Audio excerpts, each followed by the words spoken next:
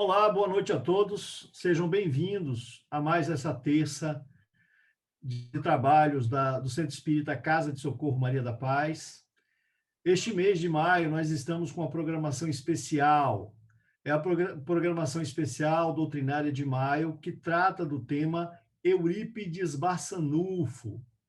Nós tivemos no dia 4 de maio a participação de Edilena Rangel, com o tema Eurípides Barçanufo, o homem e a missão. Edilene Rangel, que está conosco aqui hoje na bancada, porque ela foi a idealizadora deste trabalho, foi através dela que surgiu a ideia de fazer esse trabalho no mês de maio, então ela estará participando conosco, estudiosa que é do tema Eurípides Barçanufo. No dia 11 de maio, tivemos a participação de Cida Leveroni, com Barçanufo, o apóstolo da caridade. No dia 25 de maio, nós vamos ter, encerrando esse mês especial, Marilúcia com o tema Eurípides e o Hospital da Esperança. Hoje, mais uma vez conosco, o nosso querido Flávio Santos, que traz o tema O Legado de Eurípides Barçanufo. Nós vamos passar a palavra agora para o nosso querido Evilásio Sacramento, que vai fazer o nosso evangelho musicado.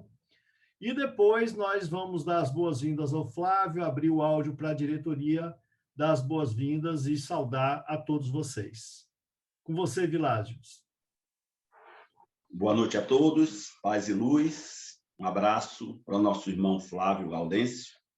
Os bons amigos da espiritualidade te envolva com boas energias para que você possa trazer um pouquinho da história desse nosso irmão para o nosso conhecimento, né? Nos engrandecendo a cada momento e que nós tenhamos uma noite brilhante.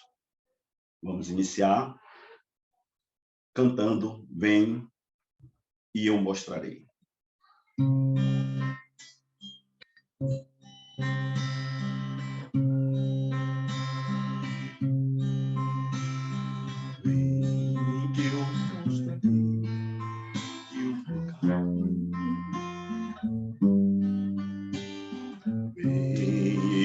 Mostrarei que meu caminho te leva ao Pai, guiarei os passos teus e junto a ti hei de seguir.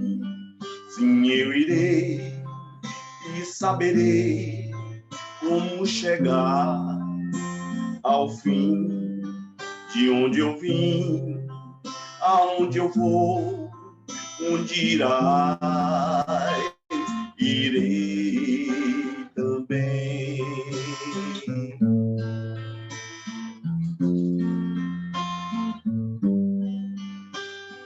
Vem, eu te direi o que estás a procurar.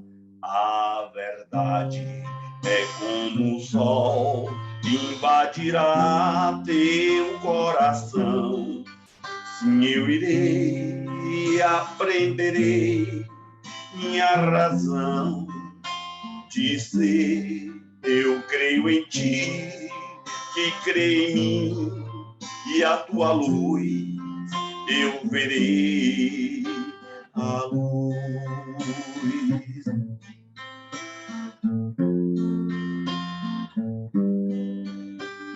Eu te farei da minha vida participar. Viverás em mim aqui, viver em mim é o bem maior.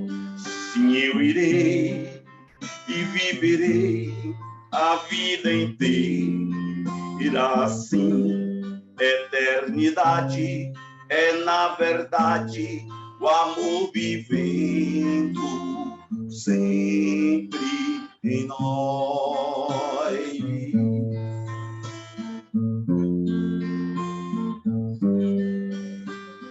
Vem que a terra espera quem possa e queira realizar com amor a construção de um mundo novo, muito melhor. Sim, eu irei e levarei teu nome aos meus irmãos. Iremos nós e o teu amor vai construir, enfim, a paz.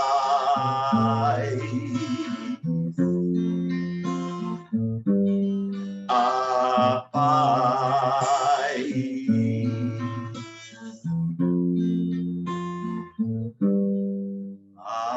A paz.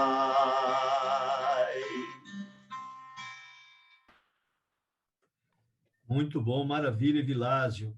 Assim como Davi, né? A oração é uma música. Excelente. Então, vamos dar as boas-vindas a Flávio Santos, mais uma vez trabalhando aqui conosco na Centro Espírita Casa de Socorro Maria da Paz. E a sua participação é importantíssima para essa programação especial de Eurípides Barçanufo, hoje com o tema O Legado de Eurípides Barçanufo, tema desafiador. Eu convido o seu Antônio e a Nete para dar as boas-vindas a Flávio Santos. Em nome da diretoria do Centro Espírita Casa de Socorro Maria da Paz, agradecido, meu irmão, a todos também que estão nos escutando, os trabalhadores e outros que nos acompanham. Desejo para você, como sempre, uma excelente palestra. Fique com Deus. Oi, Flávio, que Jesus te abençoe, que a espiritualidade maior te dê boas intuições, meu irmão. Que você sempre com esse sorriso, com essa boa vontade, atendendo a nossa casa, seja espargida bênçãos de luz para você, todos os seus familiares. E que essa noite nós possamos ter mais um banquete de luz promovido por você. Deus que te abençoe, meu irmão. Maravilha, obrigado, Anete. E eu quero apresentar e convidar a Edilena Rangel também para falar com o Flávio. Hoje, excepcionalmente, em função desse modelo emergencial que estamos adotando hoje, não teremos a sessão de perguntas e respostas, mas teremos, sim, lá no final, uma participação especial de Edilena e com as perguntas aqui da bancada. Então, você pode abrir seu áudio, Edilena, para dar as boas-vindas ao Flávio, e, na sequência, vamos ouvir Flávio Santos. Boa noite a todos. Flávio, é um prazer sempre enorme quando o seu nome é citado na palestra do mês. Amante que estou do conhecimento, tenho certeza que você vai trazer aí um manancial para todos nós. Seja bem-vindo, que Jesus te abençoe e te acompanhe. Então, para os íntimos, Flavinho, né? Mas Flávio Santos, com vocês, o legado de Eurípides Barçanufo. Que Jesus te abençoe, meu irmãozinho. Queridos amigos e amigas, muito boa noite, especialmente aos amigos e amigas da casinha, graças a cuja diretoria aqui eu estou tendo a oportunidade de conviver, e é na pessoa da diretoria, ou nas pessoas da diretoria aqui, que eu aproveito para cumprimentar todos os colaboradores, os frequentadores dessa casa. Para mim é uma grande honra, uma grata satisfação estar aqui com vocês, desfrutando dessa reunião. Eu sempre agradeço a vocês, na pessoa do Paulo Patrício, que é quem formula o convite, graças a quem eu tenho a oportunidade de estar aqui com vocês. Esse é um tema fascinante, um tema relevante, e não obstante toda a dificuldade de agenda e a dificuldade de ajustar, e eu peço, inclusive, desculpas e a compreensão também de vocês. Eu agradeço, inclusive, a tolerância de vocês por estarmos aqui hoje, nesse dia, e estarmos aqui convivendo juntos, né? Em função de algumas limitações técnicas que ficam só nos bastidores, não precisa necessariamente o grande público saber, mas vocês sabem o que eu estou falando. Graças às minhas próprias limitações, na verdade, às minhas próprias imperfeições. E agradeço todas as palavras que me foram dirigidas, Evilásio, Antônio, Anete, Edilena que fez parte dessa programação aí, junto com Paulo Patrício também, né? E que contribuíram aí com reflexões acerca do apóstolo de Sacramento, né? E cuja temática é tão fascinante, né? E que vocês contribuíram de maneira tão rica. Me sinto, inclusive, empolgado, porque essa coletânea de participações fica na história da casinha, fica como um registro aí de um trabalho interessante, importante e relativamente desconhecido, esse conteúdo do grande público espírita, mas também fica nos anais históricos do raciocínio dos espíritas, que tem a honra de abrigar esses trabalhos e de poder servir aí de veículo de conteúdo para tantas coisas bonitas e tantas reflexões belas, da participação de vocês e também dos comentários, das respostas, das perguntas. Bem, falar sobre Eurípides Barçanufo é desafiante. Não irei biografá-lo conforme se faz convencionalmente por 2 motivos. Primeiro, porque a sua biografia, pelo menos os dados biográficos gerais, são por demais conhecidos, e eu me refiro aqui especialmente a Eurípides, Sua Obra e Sua Missão, ou O Homem e Sua Missão, de Corina Novellino, e algumas outras biografias, relatos de Eigorina Cunha e tantos outros do movimento espírita que puderam travar contato com esse vulto e essa personalidade histórica do Brasil importante, vamos ver isso. E o segundo motivo é porque tenho certeza, pelo que eu já vi, já assisti, que os outros companheiros nossos abordaram dados biográficos e trouxeram eventos e episódios de suma importância que eu aqui, se tentasse repetir, reproduzir, talvez o faria sem o mesmo brilho, sem a mesma altura, sem a mesma grandiosidade desses companheiros que me antecederam, que me anteciparam na participação desse mês, né, voltado para essa personagem que faz aniversário nesse mês, 1º de maio, né, de 1880. Mas eu gostaria de começar as minhas considerações citando um evento histórico muito importante. O ano 233, portanto, o século III. A região das Gálias, região hoje que é francesa, mas que na época abrigava uma população gaulesa e que era propriedade do Império Romano, era uma província do Império Romano, essa região, que é mais tarde, 18 séculos depois, quer dizer, no caso, 16 séculos depois, nasceria nesse solo Allan Kardec, em plena época aí moderna, né, Idade Moderna. Esse ano de 233 foi assinalado por um evento muito importante, porque nas Gálias houve uma grande festa essa que foi organizada na casa de um patrício conhecido, portanto, de um cidadão romano de proeminência, de fama, e esse cidadão romano que deu uma festa com vários convidados que dançavam, que comiam, que conversavam, havia espetáculo de música, havia espetáculo teatral, de comédia, de encenação artística, havia momentos de ovação e também de homenagem aos deuses romanos do Olimpo. E, em determinado momento, o dono da casa resolveu que todos da casa deveriam prestar juramento aos deuses de Roma. E começou a chamar cada um. A princípio, pelos convidados, pelos seus familiares, e depois começou a chamar os servos. E de um a um, cada servo entrou e começou a prestar o juramento aos deuses romanos. Até que o último escravo, chamado Rufo, se apresentou no recinto e respondeu que infelizmente não podia fazê-lo. Que a sua vida tinha sido de dedicação àquela casa.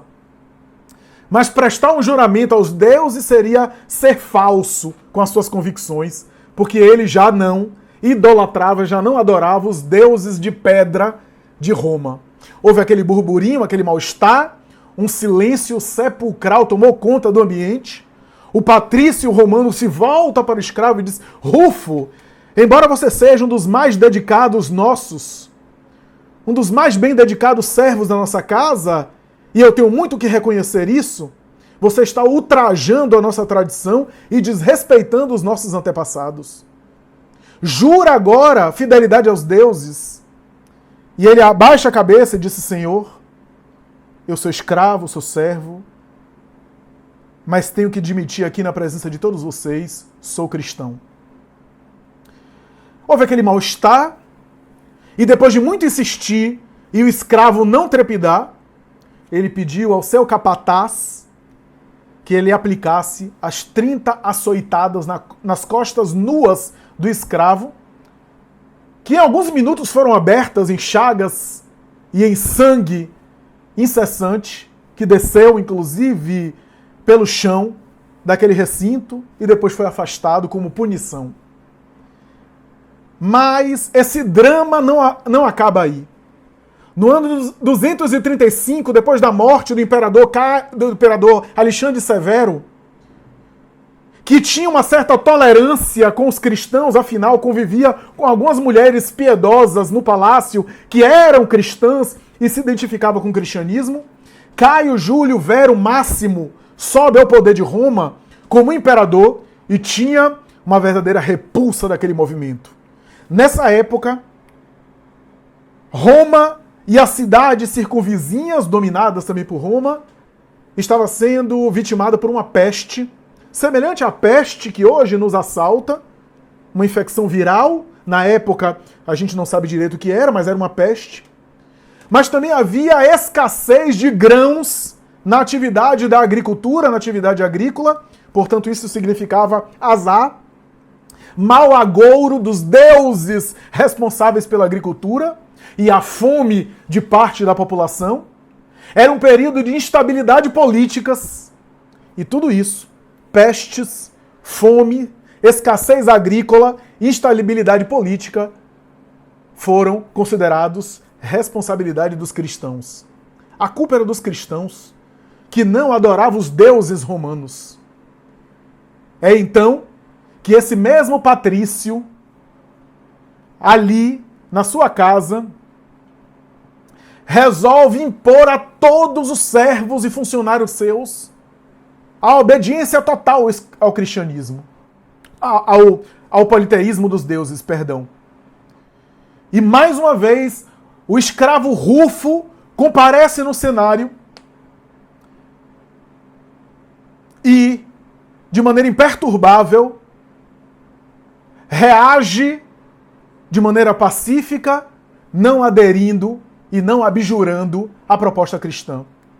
E depois de muito insistir, aquele patrício famoso o ameaça de morte, dizendo que era essa a ordem de César para aqueles que não abjurassem o cristianismo e não aderissem à mentalidade romana.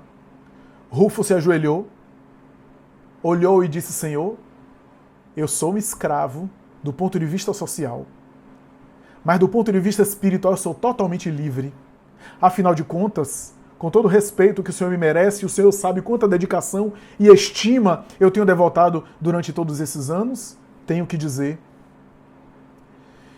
que se a morte for uma sentença para mim, eu morro alegre, porque eu morro com a consciência que eu estou trabalhando para um mundo melhor. Enquanto vocês também vão morrer mais cedo ou mais tarde, é só uma questão de tempo. Olho para vocês e olho para os meus antepassados. Todos morreram. Mas eu pergunto a vocês, cadê os vossos antepassados? Cada um de nós vai ter que enfrentar em algum momento a transição da sepultura. Eu me honro e me rejubilo morrer por essa causa. Nesse momento, o homem que se considerou humilhado, furioso, diante das pessoas ali presentes, diz: Rufo, você não está raciocinando bem. Sua filha Dioclécia, sua filha Rufília, a caçula Diônia e a sua esposa Dioclécia estão aqui presentes.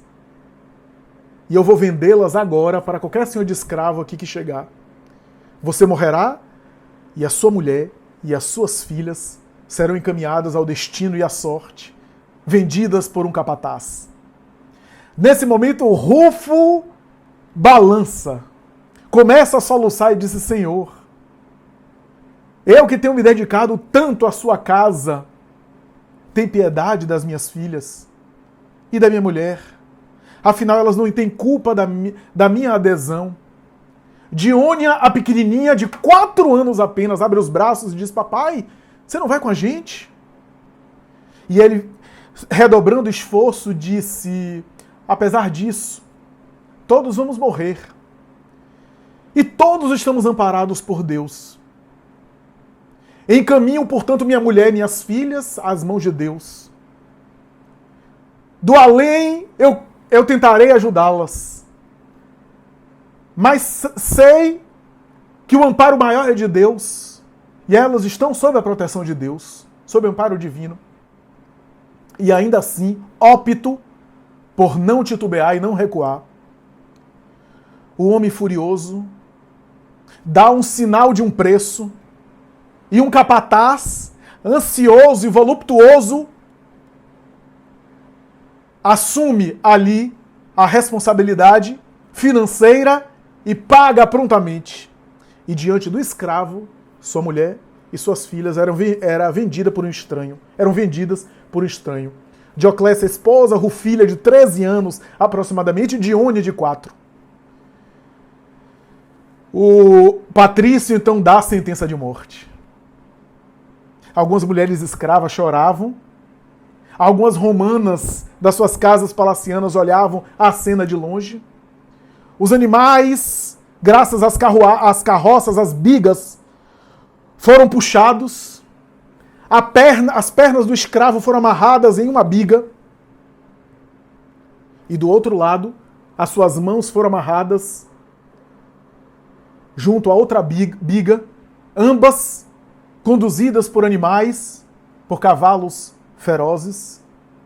E ali, diante das pessoas, o espetáculo sangrento iria acontecer. Bertésio, ou Berzélio, o capataz que havia acabado de comprar sua família, chegou no ouvido dele e disse assim: fique tranquilo, tua mulher e tuas filhas estão salvas, porque eu sou cristão também. Morre em paz, porque eu sou cristão. Ele abre um sorriso, o Senhor dá o sinal e os cavalos correm em direção contrária, dilacerando-lhe o corpo, portanto, braços por um lado, mãos por outro, e os restos mortais foram, portanto, ali arrastados por aqueles animais, o corpo, portanto, cortado ao meio. No mundo espiritual, narra Emmanuel, na sua obra portentosa Ave Cristo, ele desperta quase que imediatamente, luminoso, amparado por outros cristãos primitivos, esse escravo Rufo, que se torna uma espécie de símbolo para aqueles outros escravos e uma referência cristã da época. Mártir valoroso que entra na vida espiritual assim. A tradição do mundo espiritual diz que esse escravo reencarnou mais tarde inúmeras vezes, com existências generosas, dedicadas ao bem, voltadas ao social, à ajuda ao próximo, à dedicação com o próximo. E reencarnaria mais tarde na Suíça, em Zurique, em 1741, desencarnando em 1801, mas nasceu em 1741, conhecido com o nome de Johann Caspar Lavater. Esse homem que se interessava em estudar a natureza humana, um dos pais da fisiognomia. Ele tentava entender o temperamento moral e as características psicológicas e morais através das linhas fisionômicas do corpo e da postura corporal, que seriam as raízes da dinâmica psicológica, da dinâmica de grupo, e que influenciaria César Lombroso na sua antropologia criminalista. A fisiognomia de Lavater ganhou moda na época, embora, do ponto de vista científico, é uma tese superada. Ele talvez estivesse intuindo as realidades, não do corpo físico, mas do corpo espiritual. Estabeleceu esse grande intelectual, que era poeta, era filósofo, era pensador, era sacerdote, era religioso. Estabeleceu amizade muito boa com Mesmer, o pai do magnetismo, estudou o magnetismo. Estabeleceu amizade com ninguém mais, ninguém menos do que Wolfgang Goethe, o pai do romantismo alemão, esse gênio da literatura alemã, com quem estabeleceu amizade de longos anos e depois, inclusive em alguns momentos, se estranhariam. Mas, sobretudo, estabeleceu amizade com Henrique Pestalozzi, que seria não apenas seu amigo, mas seu protetor, seu conselheiro, uma espécie de referência sua, a quem Pestalozzi se confidenciava e consultava. E que Pestalozzi sofreu influência para os seus métodos educacionais. Há uma carta dele para Pestalozzi falando de coisas especiais. E o próprio Allan Kardec menciona alguns escritos de Lavater, na Revista Espírita, particularmente a revista de março de 1868, quando, inclusive, ele transcreve algumas cartas que Lavater mandou para a Imperatriz Maria Feodorovna, a notável imperatriz da Rússia, onde ele fala sobre a sua ideia de imortalidade, de um corpo material e de um corpo espiritual e a possibilidade da reencarnação. Lavater, que influenciaria de alguma forma com as suas ideias, não apenas Pestalozzi, mas o próprio Allan Kardec, que, claro, apresentou a doutrina espírita. Lavater não teve a oportunidade de conhecer a lei de causa e efeito, a reencarnação, para elaborar pensamentos mais completos da sua doutrina, que só o gigante Allan Kardec mais tarde elaborou com a ajuda dos espíritos. Lavater reencarna logo depois, em 1º de maio de 1880, no interior de Minas Gerais, no Triângulo Mineiro, como Eurípides Bassanufo. A personalidade de Eurípides Bassanufo. Pais católicos simples, Dona Jerônima, seu Hermógenes, de formação católica, ele, desde cedo, revelaria pendores e tendências intelectuais fantásticas e proeminentes. Desde cedo, amante dos livros e interessados em entender, estudar a natureza humana.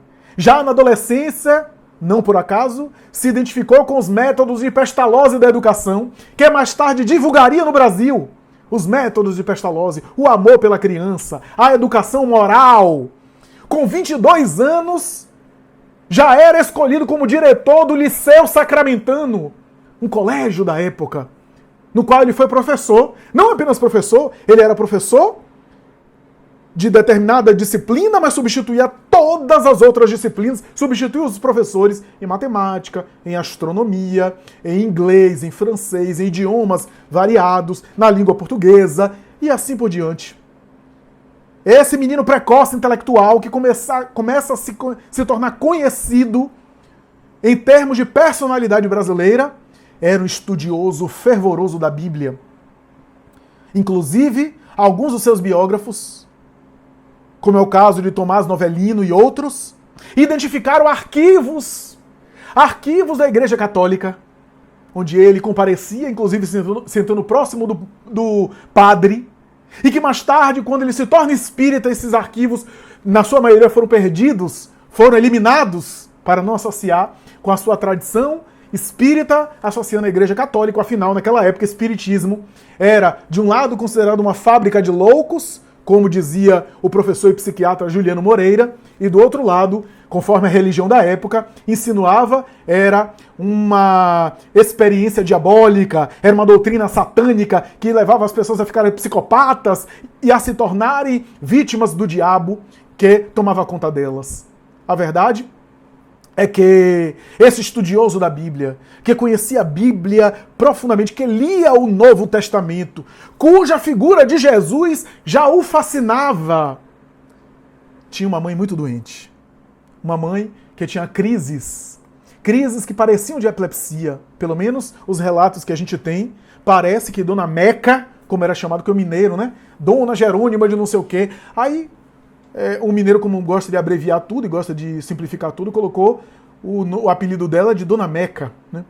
Dona Meca era vítima de uma doença. E o menino que queria estudar medicina, que teria que ir para a capital, mais tarde, quando ele se afastava para estudar em colégio distante, talvez pelo estado emocional e pela falta do filho que ela tinha uma identificação, que ela tinha uma afinidade muito grande, Embora Eurípides Bassanufo é filho, é o terceiro filho de uma família de 13, se não me falha a memória, 13 ou 15 filhos, não me falha a memória agora,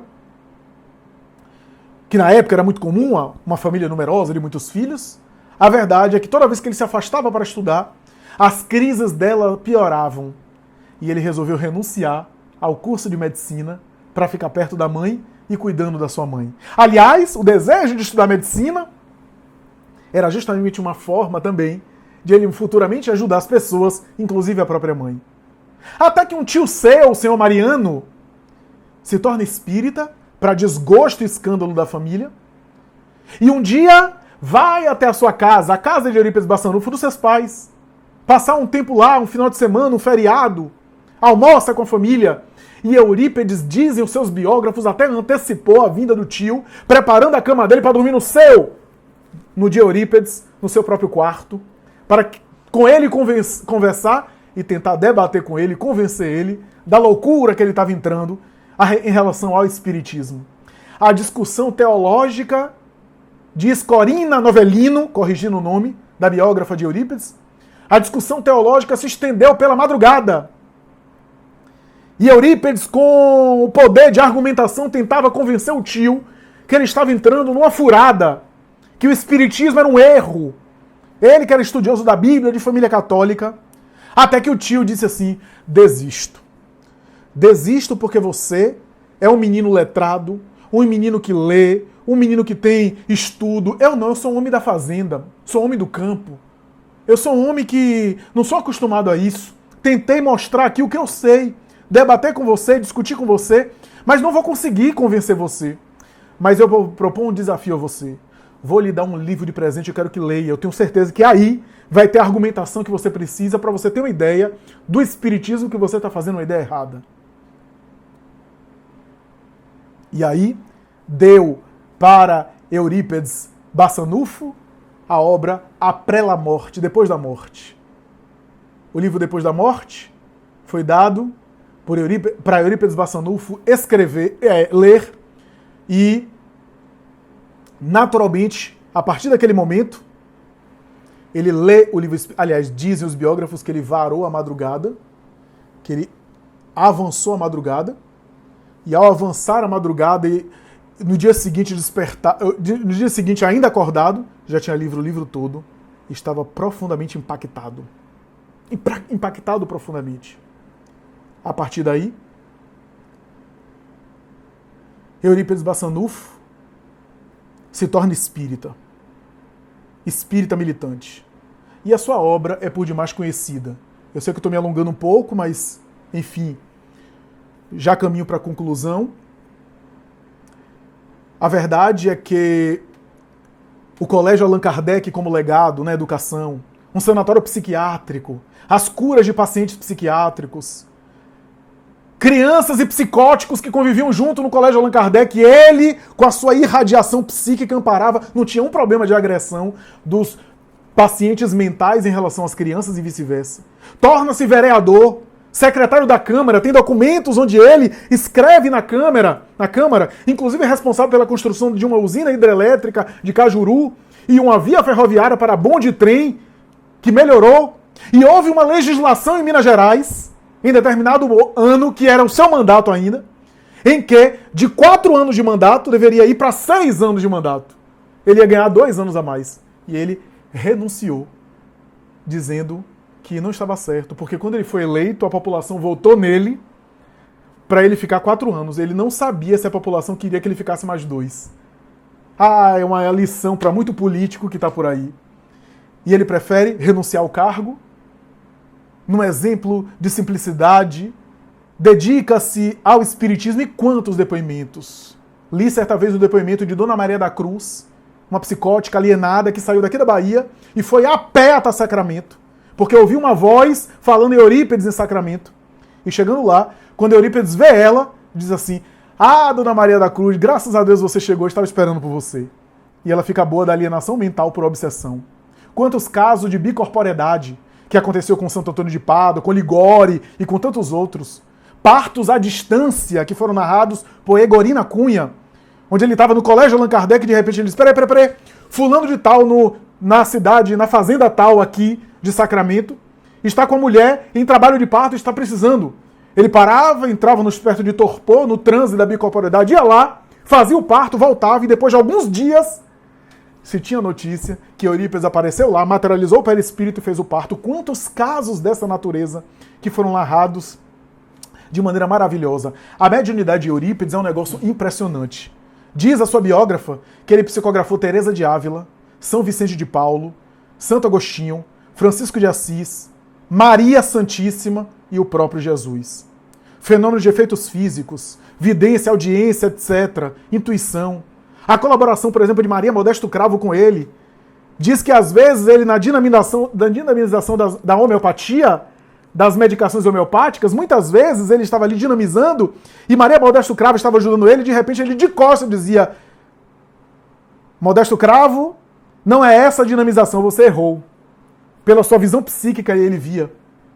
Quem não se recorda o sonho de Eurípides, tenho certeza que foi contado aqui por algum dos nossos palestrantes, escrito por Hilário Silva, por Chico Xavier, onde Hilário Silva conta que em um momento ele dormiu, sonhou e foi em desdobramento a uma região espiritual superior e encontrou com o próprio Cristo, que estava chorando. E ele se acerca de Jesus e diz: Senhor, tu choras? Sim, Eurípides, eu choro. Mas por que choras, Senhor? Choras por aqueles que combatem a sua mensagem, já sei. Não, Eurípides, esses são ignorantes que merecem o nosso amparo. Eu choro por aqueles que já descobriram a minha mensagem, mas que não tentam vivenciá-las no seu dia a dia. Ele ficou tão impactado com isso, que mais tarde, antes de morrer, aliás, na sua morte, encontraram uma folhinha, aquelas folhinhas de papel que tira, né? Na folhinha tinha assim: essa é a data tal, muitos anos antes, eu vou morrer no dia 1º de novembro de 1918, vitimado por uma gripe. Ele, com premonição, previu a sua desencarnação que ocorreu na gripe espanhola. Quando Chico Xavier viu ele pela primeira vez, ele era um líder de espíritos do Triângulo Mineiro, líder daquela família espiritual que psicografava por Chico.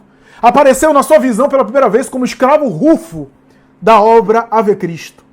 O seu legado é de educação, de saúde mental, de assistência social, de cura, de fenômeno e de difusão espírita, sobretudo a fidelidade, porque ele é um dos vultos, como Bezerra de Menezes, Bittencourt Sampaio e outros, que carregou ali a tocha da doutrina espírita que foi recebida por Allan Kardec através dos espíritos, e ele pôde manter aqui em solo brasileiro e foi um desses responsáveis.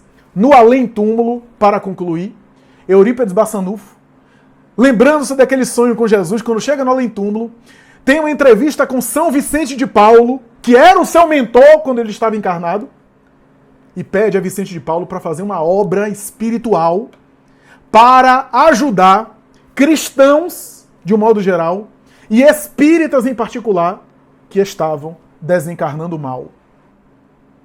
Que tinham o espiritismo, o farol do espiritismo, mas entravam em polêmicas, saíam por aí tentando desmascarar os médicos, tem muita gente assim, né?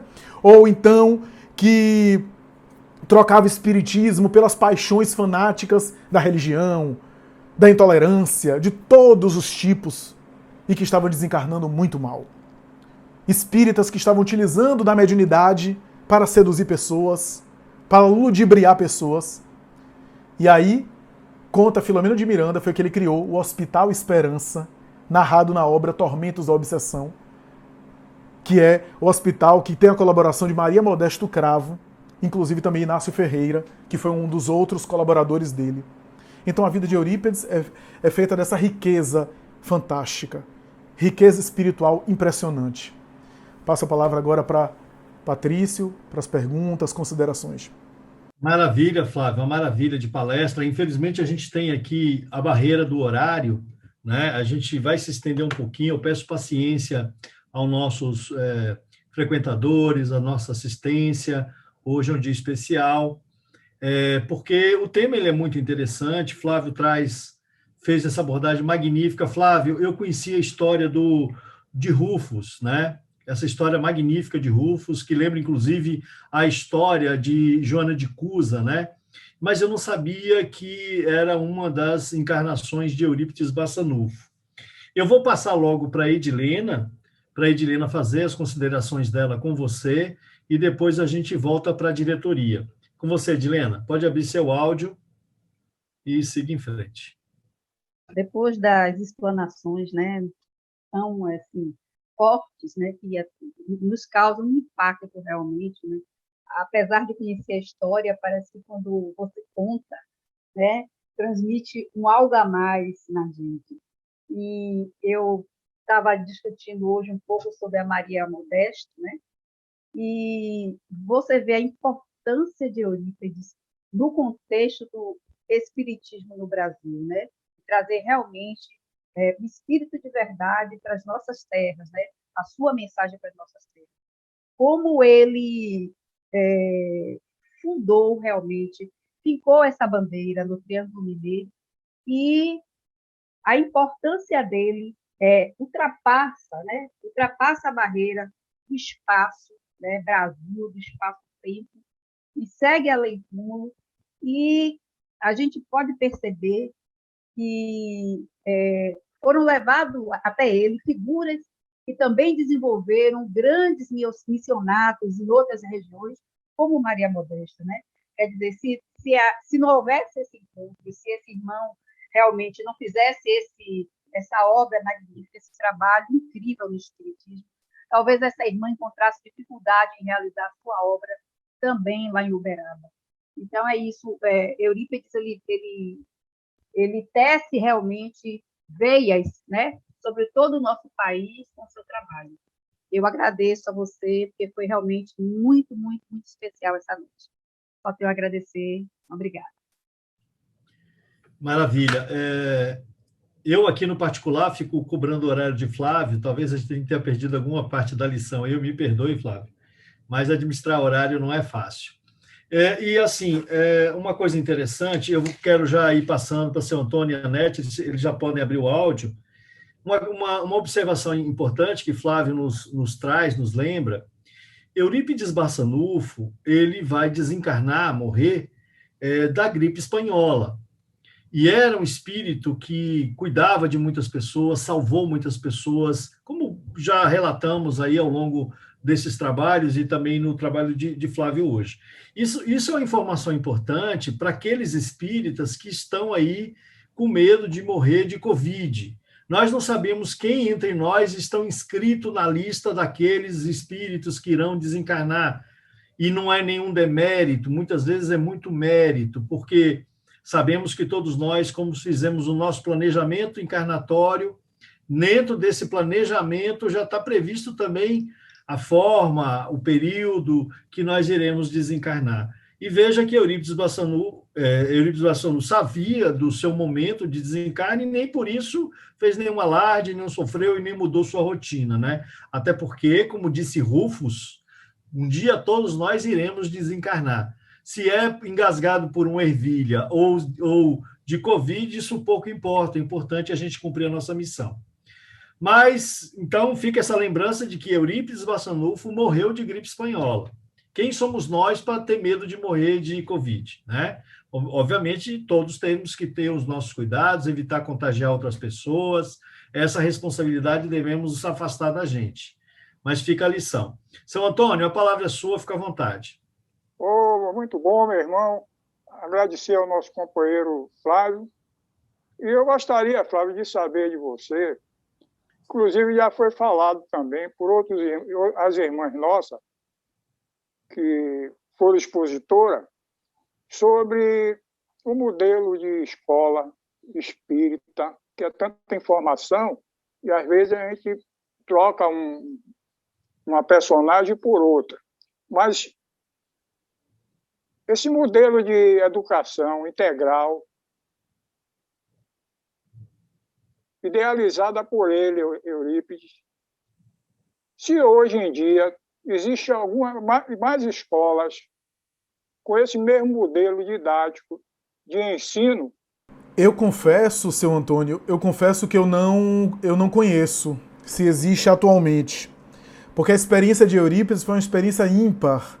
Não é à toa que a gente tem, por exemplo, homens como Herculano Pires, por exemplo, que fez inclusive um trabalho sobre educação e que sempre se referia à experiência de Eurípides como sendo uma espécie de referência, né? A própria doutora Dora Encontre, uma pedagoga atual que fez um doutorado sobre educação integral e educação espírita se referiu. A educação espírita ou educação integral proposta por Eurípides não é catequizar as pessoas para serem espíritas.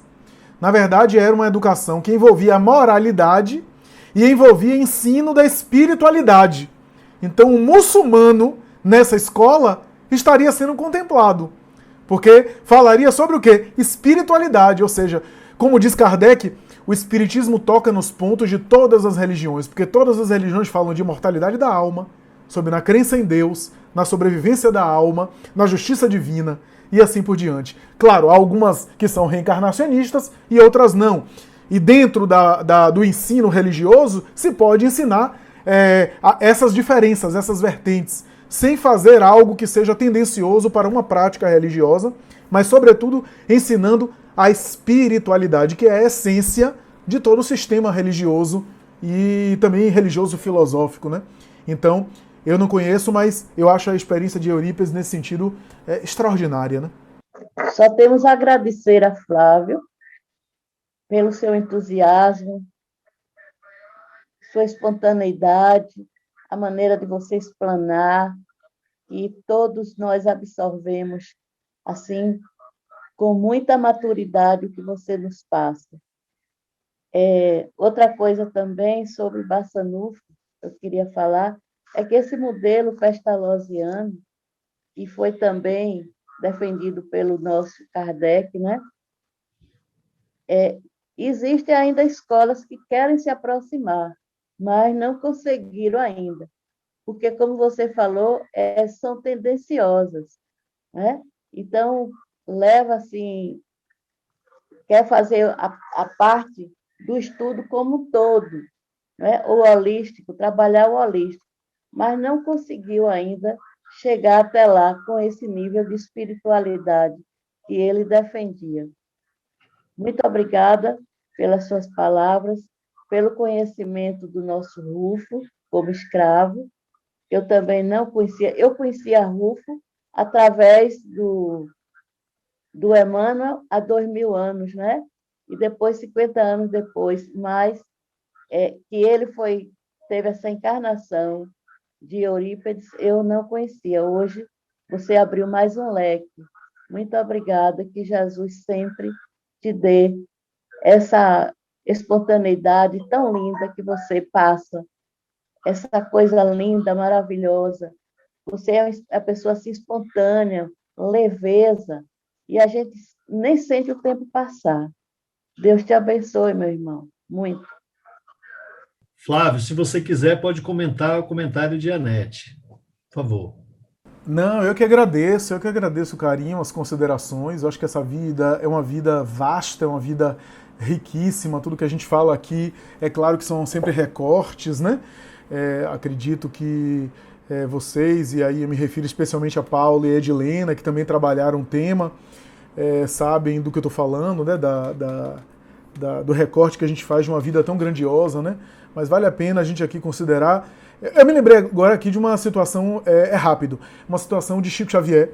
Chico Xavier, certa vez, comentou que conheceu uma senhora muito modesta em Pedro Leopoldo, e aí ela disse que havia sido curada por um espírito de grande evolução. E aí Chico Xavier perguntou, minha senhora, que espírito é esse? E ela disse, Alípio Barçante.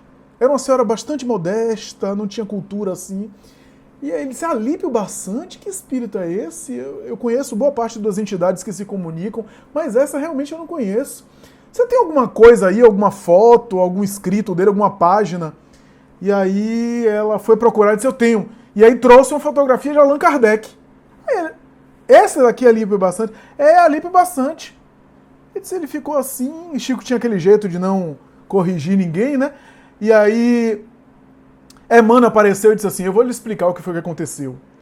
Essa senhora estava com muita necessidade, e aí orou fervorosamente para Eurípides Bassanufo, olhando para a foto de Allan Kardec, botando a mão na foto de Allan Kardec, achando que ali era Eurípides Bassanufo, e citou o nome de Eurípides Bassanufo errado, Alípio Barçante.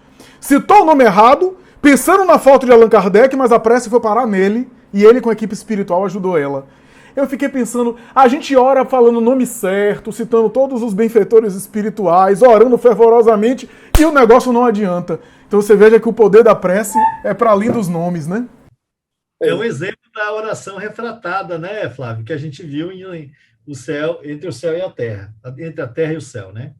De André Luiz.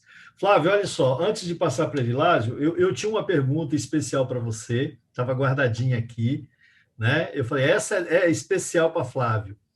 Mas não tem jeito, velho. Você já me respondeu, eu acho que já me respondeu, porque é o seguinte, a pergunta eu vou te dizer qual era.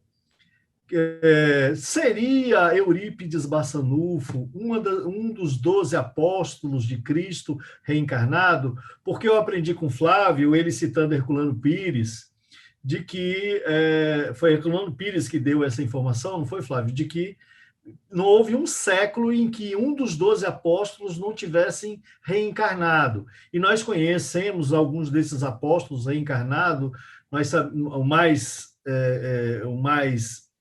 conhecido de todos é Francisco de Assis, que é o apóstolo João. Nós temos Joana d'Arc, que foi o Judas, o Iscariotes, né? E sabemos também que tem uma reencarnação de Paulo de Tarso, né? O apóstolo Paulo, que precisa de mais confirmação, mas que teria sido Martinho Lutero. Interessante que a semelhança do processo de transição entre um e o outro é muito semelhante entre o apóstolo Paulo e Martinho Lutero. Apóstolo Paulo apegado às leis mosaicas, né, ao judaísmo, e se converte ao cristianismo. Martinho Lutero, católico, canônico e tal, e cria o protestantismo, né? E, semelhante a isso tudo, também Eurípides Barçanufo. Nesse mosaico de informações, eu ia fazer essa pergunta, mas você já vai falar das reencarnações de Eurípides Barçanufo, inclusive rememorando a personalidade de Rufus, o que me deixou muito feliz, que eu não conhecia, eu não associava esses dois personagens. Mesmo assim, eu quero que você comente alguma coisa em relação a isso, por favor.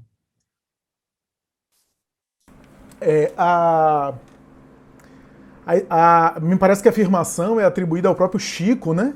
Talvez Herculano tenha reproduzido, porque Herculano trabalhou muito em parceria com Chico, né? De que Emmanuel teria dito que não passou um século no qual não tivemos algum apóstolo de Jesus reencarnado, né? Então a gente tem realmente essa informação valiosa, né? Ou seja, o grupo de discípulos de Jesus continuou acompanhando o processo evolutivo do planeta, né? Continuou ao nosso lado ali, contribuindo conosco, né? A Terra nunca viveu uma treva absoluta. Sempre houve um ponto de luz, né? Na figura de uma Teresa de Ávila, que a gente sabe, segundo informações espirituais de credibilidade, inclusive de Valdo, Amália Domingo Solé, é a reencarnação de Maria Madalena. Na personalidade de Francisco de Assis, que a gente sabe que é João de volta, e assim tantos outros. Sobre Eurípides eu não tenho essa informação. Se antes de ser Rufo, ele teria sido algum apóstolo de Jesus. Eu não tenho esse dado, eu não tenho essa informação, se existe isso, né?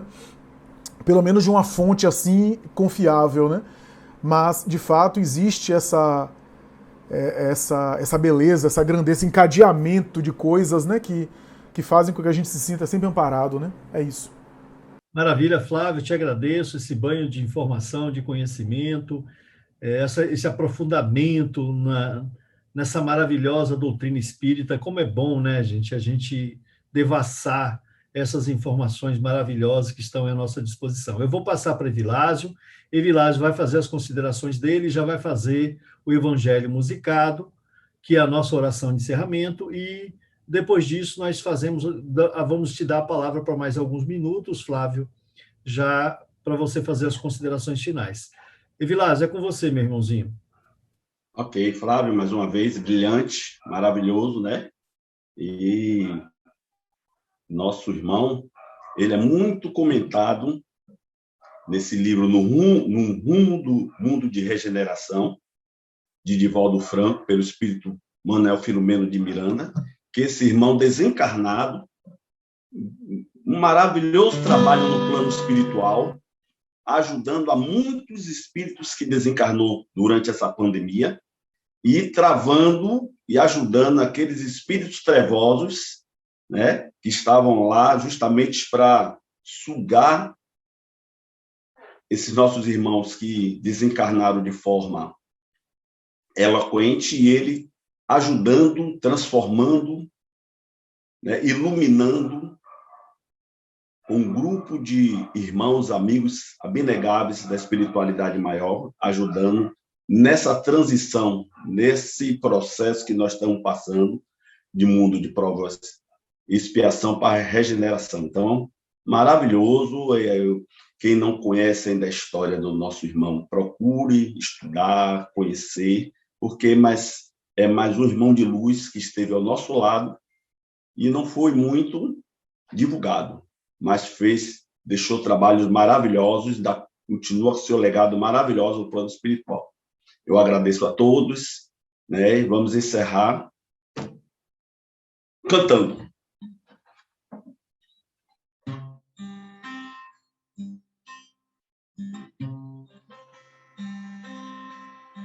Estou aqui outra vez em busca desse abrigo,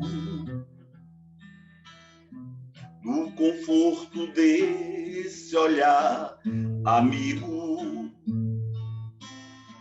luz do meu caminho, a direção.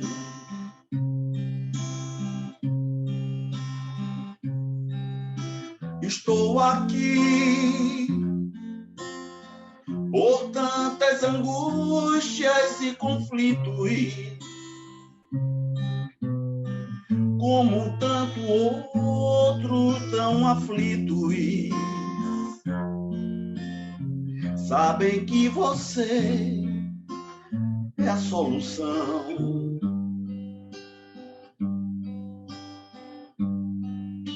Estou aqui à procura do caminho certo, como quem precisa no deserto, por milagre a fonte, a salvação.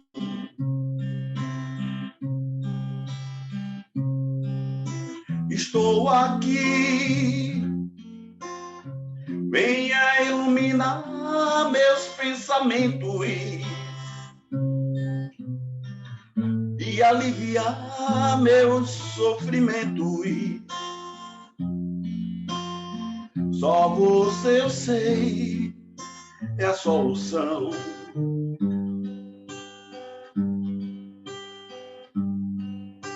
Por isso, meu amigo, cada vez mais forte é a minha fé e a minha crença.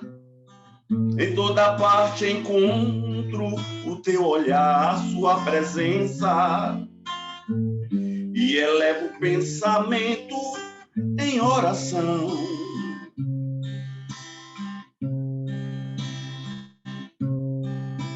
Cristo, meu amigo, sua luz me mostra a direção a ser seguida. Você é a verdade, é tudo, é o caminho, é minha vida. Só você, eu sei, é a solução.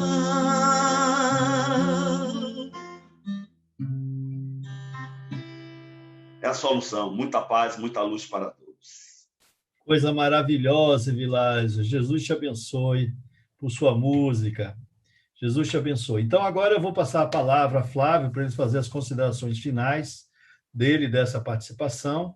Mas eu aproveito, Flávio, esse momento para já te agradecer, não só por esta oportunidade de trazer essas informações tão preciosas de Eurípides Bassanufo, mas eu quero dizer a toda a equipe da Casinha, presente, ausente, Cristiane Santos, que te conhece bem, e todos esses participantes, frequentadores, estudiosos que estão sempre conosco, o seguinte: nossa gratidão a Flávio Santos, aos raciocínios espíritas, pelo suporte que nos dá nessa plataforma de gravação e publicação desses vídeos. O acervo do Raciocínios Espíritas guarda muito das nossas lives, das nossas informações, que sem essa oportunidade não ficaria esse registro aí para a eternidade, para auxiliar outros estudiosos em outros pontos aí da doutrina espírita. Então, nossa gratidão, Flávio. Nós estamos lá graças a você. E eu quero registrar uma coisa que muita gente não sabe. O Flávio falou dos bastidores, mas nas terças-feiras ele está nos auxiliando e, paralelamente, ele está dando palestra, cuidando de palestras em vários outros locais. Então, uma das coisas que Eurípides Bassanufo tinha de extraordinário era a bicorporeidade. Olha ele aí, né? Ok, usando a tecnologia, mas estamos aí. Eurípides não precisava da tecnologia. Ele está aí fazendo isso aí. Olha que maravilha. Então, eu te passo a palavra, Flávio, para você fazer as considerações finais, ficando já com nossos agradecimentos, nossa imensa gratidão. Não é uma bicorporidade fruto da evolução espiritual, né? Da tecnologia, mas está valendo, né? Não, eu gostaria de agradecer a vocês, né? Que também se disponibilizaram para me ouvir e para estar me acompanhando, né? Cumprimentar o grande público que nos acompanha também. Agradecer a você, Patrício, que é a pessoa porta-voz, né, de todos da casinha. Cumprimentar aí seu Antônio, Dona Nete, parabenizar a Evilásio pela sua arte, cumprimentar a Edilena, que foi companheira nossa aí de participação nesse mês, né, de Eurípides, né, que trouxe sua colaboração, sua contribuição e com a qual eu me sinto muito grato, né, de ter essa contribuição. Eu coloco à disposição o canal Raciocínios Espíritas aí para os trabalhos da casinha. A gente sempre fala que o Raciocínios Espíritas, a proposta é ser um local de publicação de conteúdo espírita de maneira geral, né, que não fique monopolizado apenas para uma pessoa, mas que seja um local de reunião de vários conteúdos. E o único critério que a gente coloca é que seja conteúdo espírita, ou seja, fidelidade a Allan Kardec e ao Evangelho de Jesus. E vocês seguem essa visão, vocês abraçam essa causa, então para mim é uma honra poder disponibilizar o Raciocínios Espíritas aí para o trabalho de vocês. Então, parabéns e muito obrigado pelo convite. Muito obrigado. Eu vou pedir para o seu Antônio, para ele abrir o áudio dele e dar aquele boa noite. Ele tem um boa noite que é uma vinheta agora, já nos nossos trabalhos, seu Antônio. Então, abre e dê o nosso boa noite de encerramento aí. Ô, meu amigo, o nosso boa noite é um exercício de respiração. Ele é longo, é comprido. Então, a gente diz assim, boa noite. Boa noite. Para poder essa energia circular na rede em que estamos envolvidos espiritualmente. Já que no universo tudo é energia, né? A partir do fluido cósmico universal. Então, não tem como a gente, o ser humano, ficar desatrelado um do outro, que queira ou não queira. Estamos todos ligados, principalmente pelos pensamentos. Então, só tenho mesmo que lhe agradecer, meu irmão. Muito obrigado mesmo. Tenho aprendido muito com você. E isso nos dá uma visão diferenciada, né? Na busca da visão holística, né? Universal, né? Essa visão que a gente tem que ter mesmo, né? Sobre a cosmovisão, né? Que é uma visão universalista, né? Uma visão que não é só a Terra, né? Então a gente começa a crescer com esses pensamentos. Muito obrigado, meu irmão. Muita paz. E um boa noite! Boa noite! Boa noite! Flávio é o nosso repórter encarnado. Breve ele vai ser o repórter do além desencarnado. Eu não estou com pressa não, viu, essa parte. Boa noite, gente. Boa noite.